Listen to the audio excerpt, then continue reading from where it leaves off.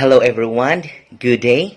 So for today, our topic is all about the code of ethics for professional teachers. In everyday life, you are confronted with the challenges to do the right thing when you are faced with professional decisions that seem to have ethical implications. There are conditions and provisions of the code of ethics that will guide you to determine the best actions.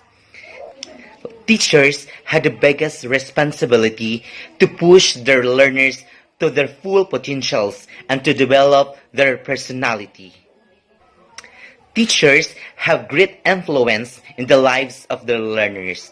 They are expected to be professionally competent in the practice of their profession. Moreover, they need also to possess good reputation not only in the school but in the entire community. Having this big responsibility in the learning environment, teachers must be guided by this document which comprehensively discuss the different expectation from a teacher. As mandated in the Code of Ethics for Professional Teachers, you have the responsibility to interact positively and the other stakeholders of the school. Contact with parents must be conducted regularly and be kept professional and free from arguments. If you have an issue with parents, community members, or stakeholders, it must be presented during the meeting and conferences.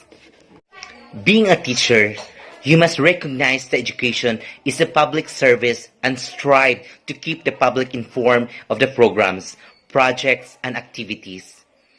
In this school, you are expected to collaborate with your school administrators, co-teachers, and other personnel in order to provide a safe, friendly learning experiences for the learners. As part of the DepEd organization, you are further expected to follow the directions and instructions of your school administrator and higher DepEd officials. Being a teacher, you should consider your co-teachers and other personnel in achieving the goal of education. They must be treated with courtesy, consideration, and mutual respect. You should also be punctual in the submission of office reports and other tasks to facilitate the completion of the work by the support personnel. A professional code of ethics outlines teachers' main responsibilities to their students and defines their role in students' lives. Above all, teachers must demonstrate integrity, impartiality, and ethical behavior in the classroom and in their conduct with parents and co-workers. And we must not forget that the Code of Ethics for Professional Teachers serve as a guide for teachers, specifically to new teachers, for them to exhibit proper behavior to the learning community at all times. And it is imperative that you observe and practice this set of ethical and moral principles, standards, and values. So my companion will discuss and elaborate each section in terms of the Code of Ethics for Professional Teachers. Thank you. Everyone, my name is Laris Kasidsid and here is my assigned topic. Article 2, the teacher and the state. The schools are the nursery of the future citizens of the state. A teacher is a trustee of the cultural and educational heritage of the nation and is under obligation to transmit to learners such heritage as well as to elevate national morality, promote national pride, cultivate love of country, instill allegiance to the Constitution and for all duly constituted authorities, and promote obedience to the law of the state. So, schools are the nursery of the society where the future citizens are prepared for owning the responsibility to take the nation to its greater heights. It is expected that it is the obligation of the teacher to transmit to the learners such heritage to promote patriotism and love of the country. Through the school as turfs of the future citizens, national morality must elevate, promote national pride, and cultivate the love of country by doing so. So teachers can produce nationalistic citizens having great pride of being born as Filipino. Section 2. Every teacher or school official shall actively help carry out the declared policy of the state, and shall take an oath to this effect.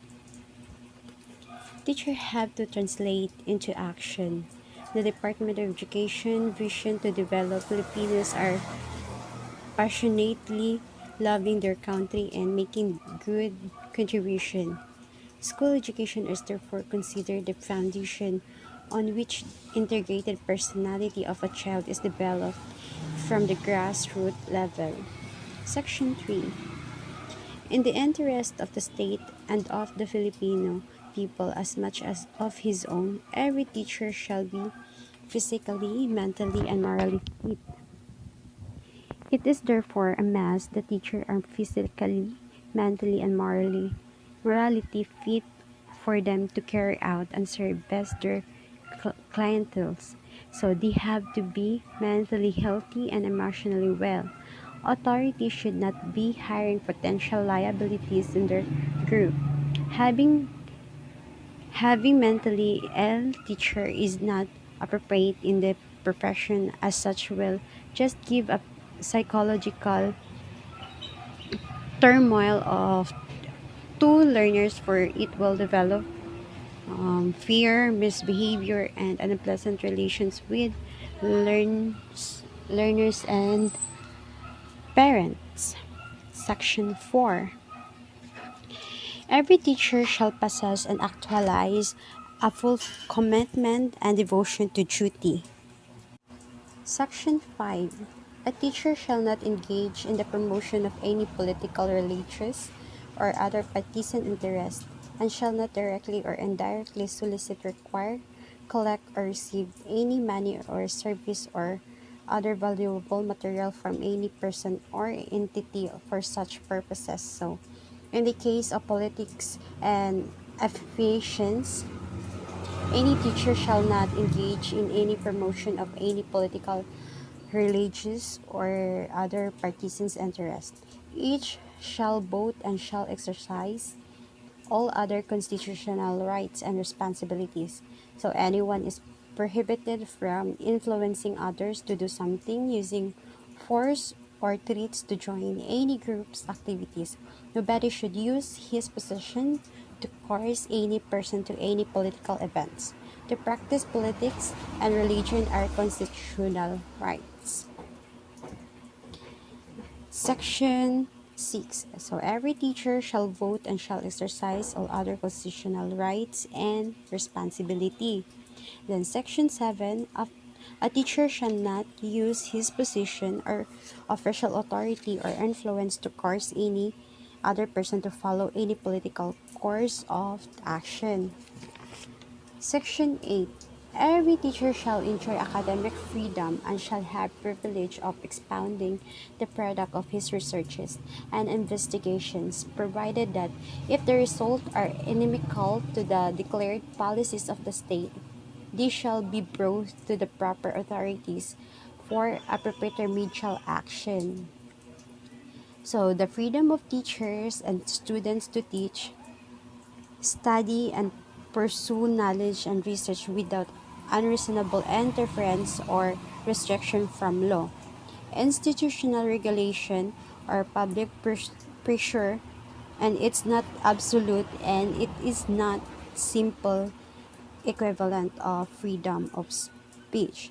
But academic freedom is still limited by values and practices that are entirely defensible. So that's all. Thank you.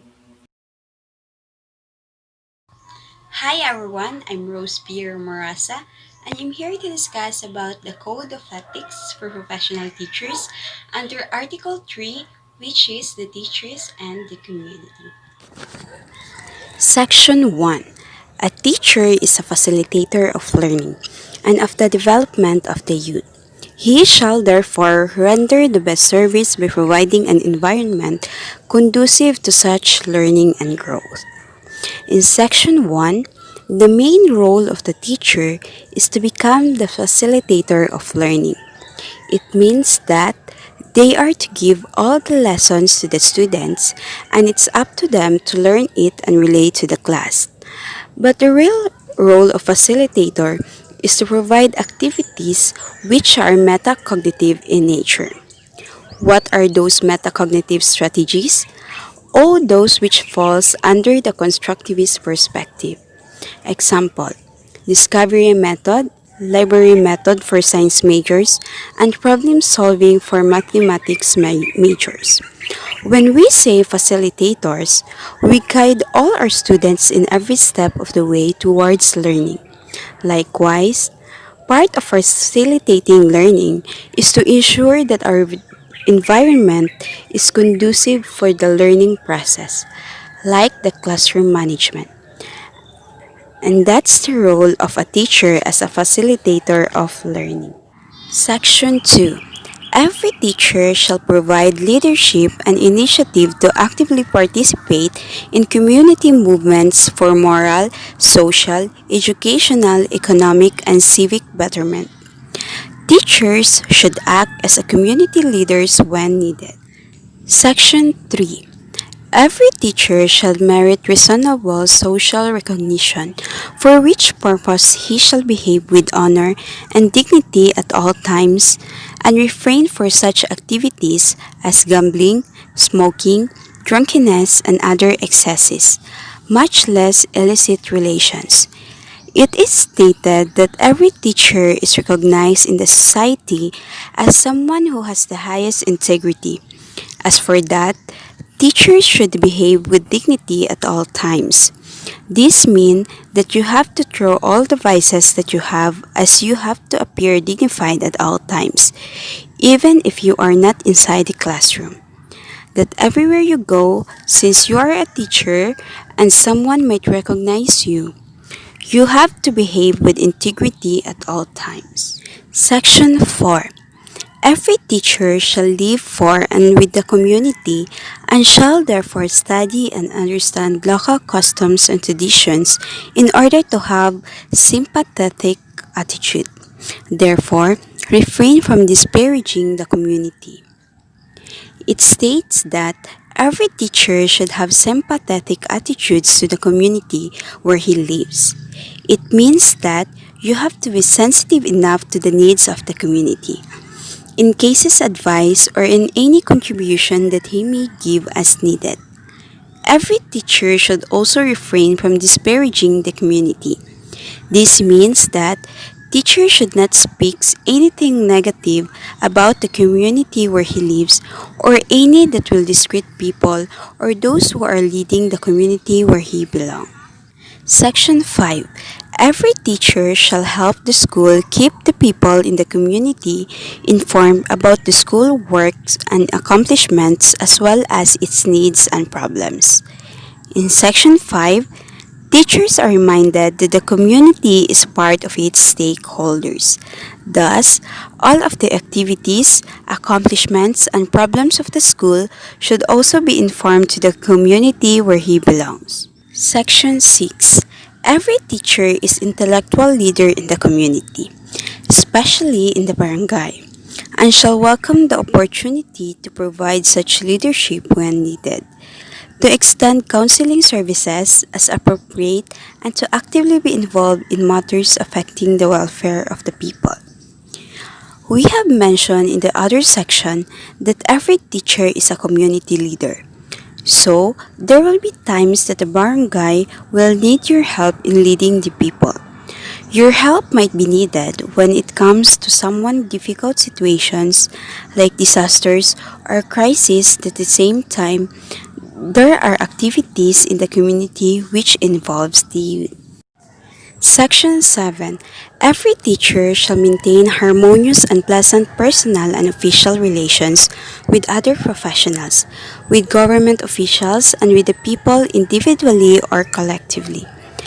Every teacher should maintain good relationships with all the government officials in the community, within the barangays, and within the local government.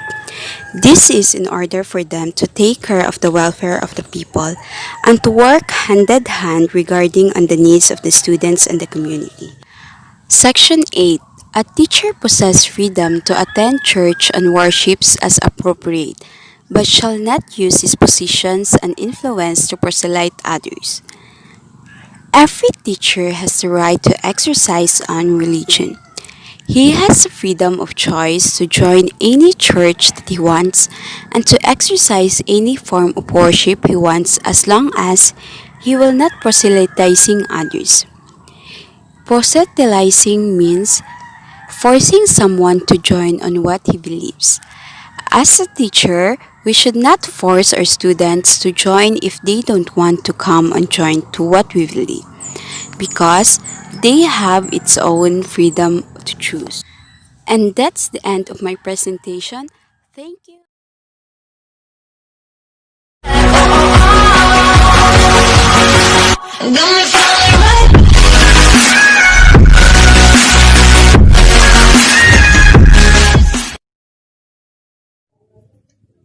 Good day, everyone. Once again, this is Jubel Tagab. I'm one of the members of Group 4.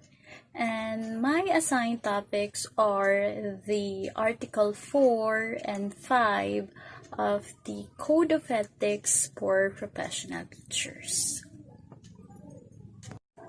Article 4 of the Code of Ethics for Professional Teachers. A teacher in the profession.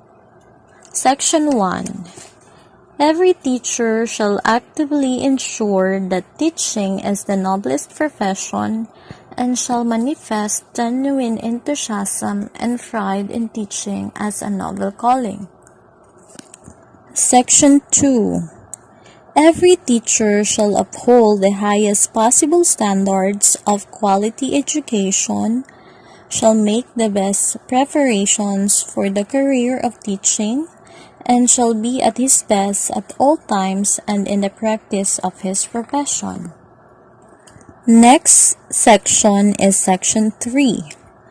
Every teacher shall participate in the continuing professional education or the CPE program of the Professional Regulation Commission and shall pursue such other studies as will improve his efficiency, enhance the prestige of the profession, and strengthen his competence, virtues, and productivity in order to be nationally and internationally competitive. Next section is Section 4.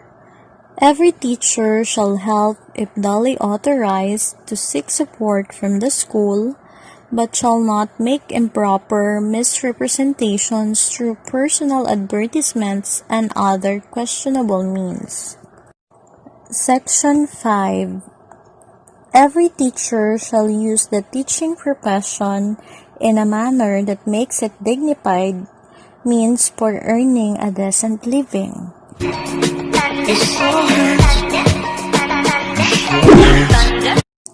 Article 5. The Teachers and the Profession. Section 1. Teachers shall at all times be imbued with the spirit of professional loyalty, mutual confidence, faith in one another, self-sacrifice for the common good, and full cooperation with colleagues. When the best interest of the learners, the school, or the profession is at stake in any controversy, teachers shall support one another. Section 2.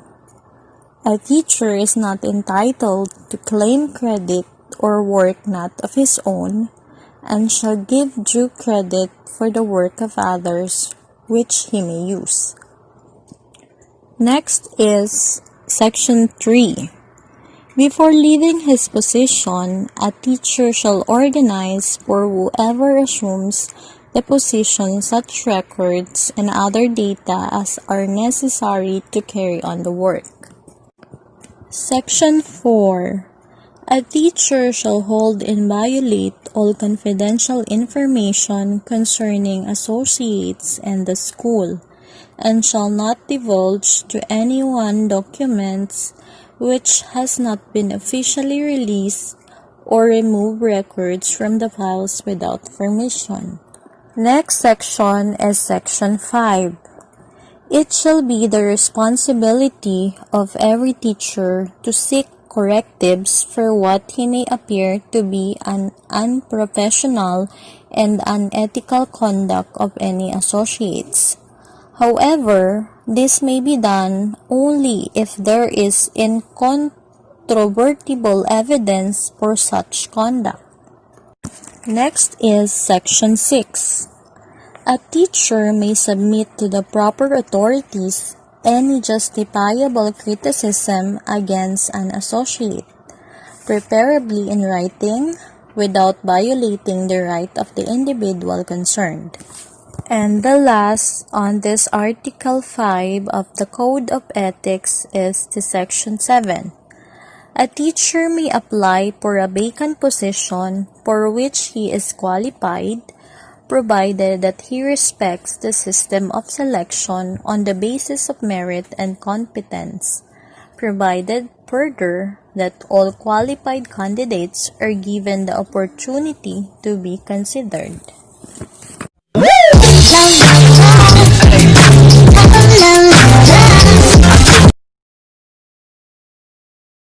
Good day everyone, I'm Renelyn and I'm going to continue the Article 6 and Article 7 of the Code of Ethics of Professional Teachers. Article 6, which is the higher authorities in the professions, and an Article 7, which is the school officials, teachers, and other personnel. So please bear with me. Thank you. Article 6. The teacher and the authorities in the professions. Section 1. Every teacher shall make it his duties to make an honest effort to understand and support the legitimate policies of the school and the administration, regardless of personal feeling or private opinion, and shall faithfully carry them out. Section 2. A teacher shall not make any false accusations or charges against superiors, especially under anonymity. However, if there are valid charges, he should present such under oath to competent authority. Section 3. A teacher shall transact all official business through channels except when special conditions warrant a different procedure, such as when special conditions are advocated but are opposed by immediate superiors, in which case the teacher shall appeal directly to the appropriate higher authority. Section 4. Every teacher, individually or as a part of a group, has a right to seek redress against justice to the administration, and to extent possible shall raise grievances within acceptable democratic processes. In doing so, they shall avoid jeopardizing the interest and the welfare of learners, whose right to learn must be respected. In Section 5, every teacher has the right to involve the principle that appointments, promotions, and transfer of teachers are made only on the basis of merit and needed in the interest of the service. Section 6. A teacher who accepts a position assumes a contractual obligation to live up to his contract, assuming full knowledge and employment terms and conditions. Next is Article 7, School Officials, Teachers, and Other Personnel. In Section 1, all school officials at all times show professional courtesy, helpfulness, and sympathy towards teachers and other personnel, such as practices being as standards of effective school supervision, dignified administrations, responsible leadership, and enlightened direction. In Section 2, school officials, teachers, and other school personnel shall consider it their cooperative responsibility to formulate policies or introduce important changes in the system at all levels. Section 3.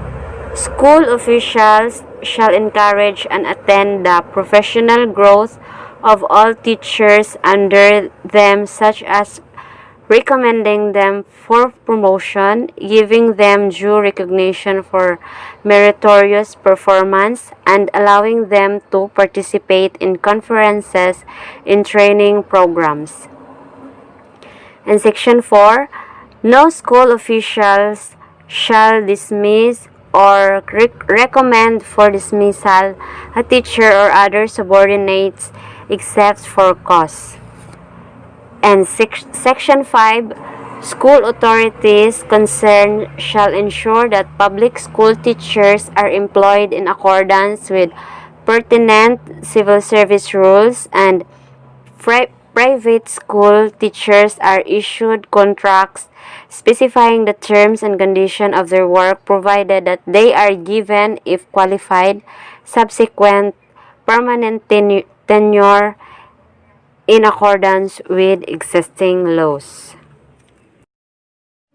And that would be all about my topic, Article 6 and Article 7. And I hope that you gain some information that you can apply for your future profession as an educator. And thank you for listening and watching my video report.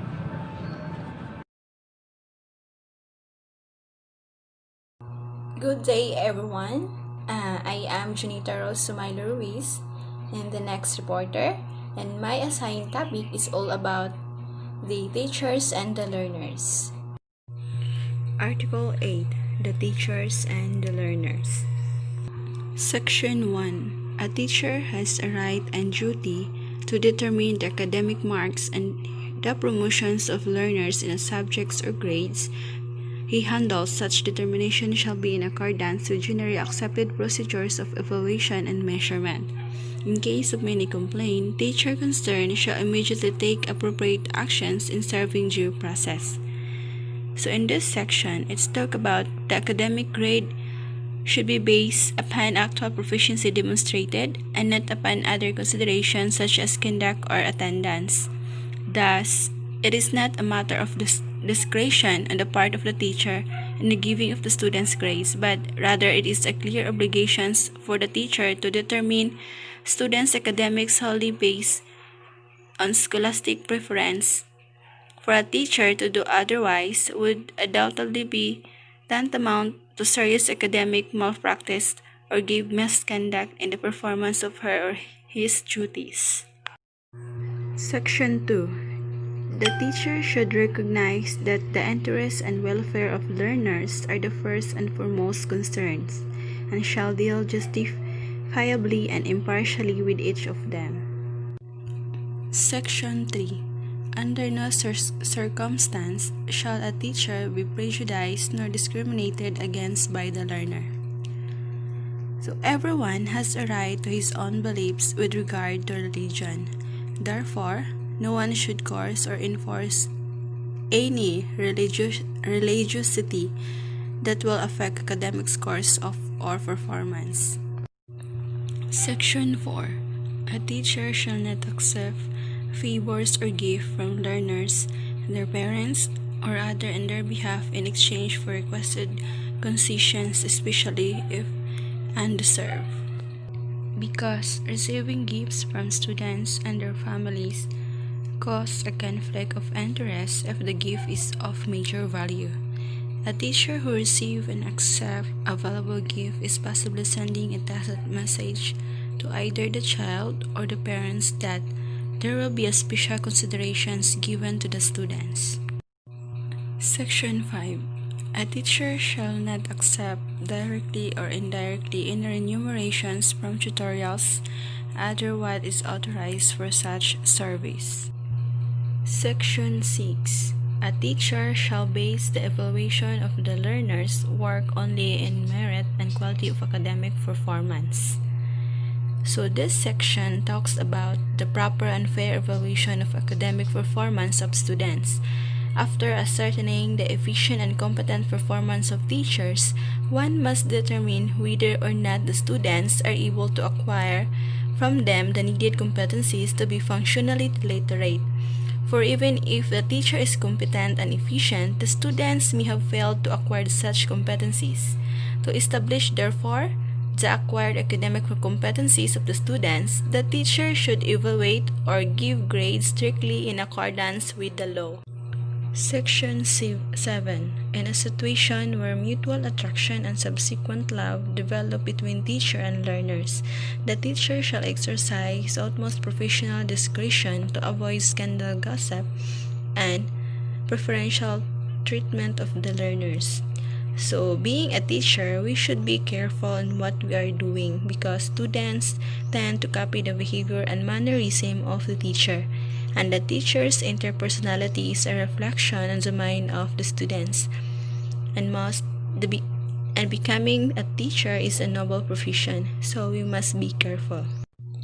Section 8. A teacher shall not inflict corporal punishment nor make deduction from their scholastic ratings as a punishment for acts which are clearly not manifestation of poor scholarship. As a teacher, we cannot generally use methods of punishing or such degree of penalties that is a good mother or a good father would not likely use on her or his children. Because as a second parents, we use discipline not to punish but to correct, not to force but to motivate, and not to obey with rigid cadence but to choose to follow the right way. Section 9. A teacher shall ensure the conditions contribute to a maximum development of a learners, adequate, and shall extend needed assistance in preventing and solving learners' problems and difficulties. So, to sum up, the Code of Ethics for Teachers is designed to protect the rights of the students, all of the students. It is important that teachers understand that when they get a teaching position, they are agreeing to follow the Code of Ethics. I hadn't realized some of the things that were in it, so I am glad we went over it. Teachers expected to be fair to all their students and not to take advantage of their position in any way. For example, you can accept expensive gifts from students because it might appear to bias you. You can push your personal belief on students because they are a captive audience. You need to have a professional relationship with all students and not let it get too casual. You need to protect your students' safety and not believe that is someone else's job. The main thing is not to abuse the power that you have a position over your students. Might give you whether you agree or not. As a teacher, you need to respect this and keep religious bias out of the classroom.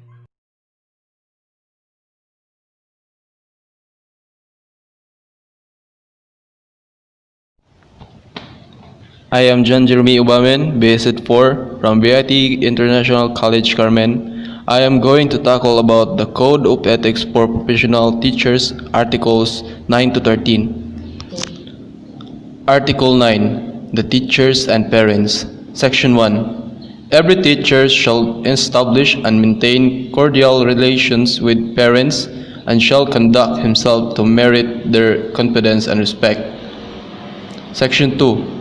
Every teacher shall inform parents through proper authorities of the progress and deficiencies of learner under him, exercising utmost candor and tact-in, pointing out learners' deficiencies in seeking parents' cooperation for the proper guidance of and improvement of the learners.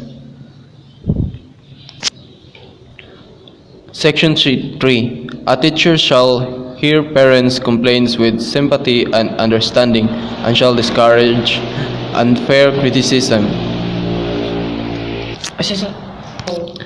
This means that teachers must keep in touch with the parents of their learners by building a good relationship via communication. It will build a better understanding between them, which will help with the learners' development and will diminish unfair criticism. Article 10. The Teachers and Business. Section 1. A teacher has the right to engage, directly or indirectly, in illegitimate income generation, provided that it does not relate to and adversely affect his work as a teacher.